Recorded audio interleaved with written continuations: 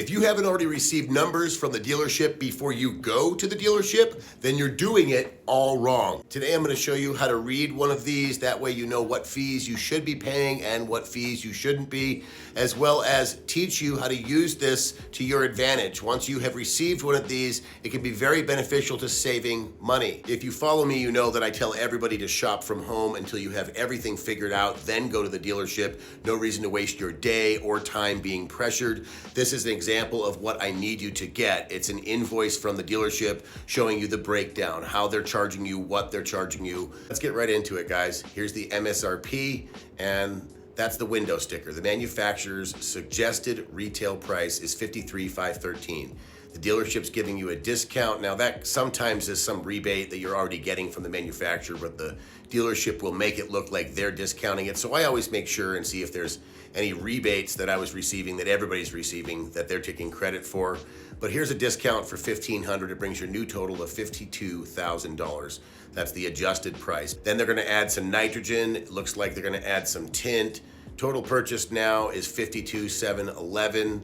So when you hear me say dealership add-ons, extras, or fluff on the price, I'm not talking about your dock fee. I'm not talking about your GAV, your government fees, your non-tax fees. I'm talking about your tint, your nitrogen tires, your gold package wheel, key, and dent packages. Just pick an out the door number that's reasonable and make your offer. I'm not going to call the dealership and tell them, hey, if we could take the nitrogen and the tint off, I would be okay with the price.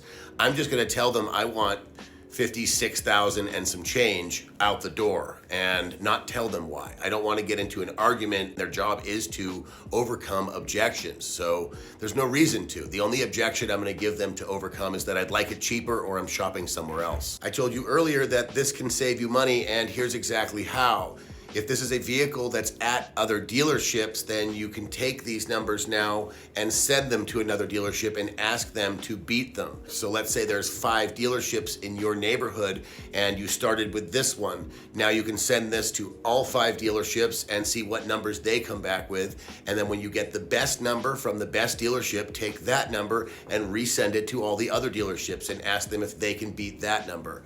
You do this until you've got the very best number, and I know salesmen right now are hating me for saying this, and this is exactly why they don't give you numbers. But guys, listen, if you were giving us the best deal right out the gate, then we wouldn't be shopping you, but you aren't. And if you were right out the gate, I'd come back to you if you were the best number. So give us your best number and I won't shop you.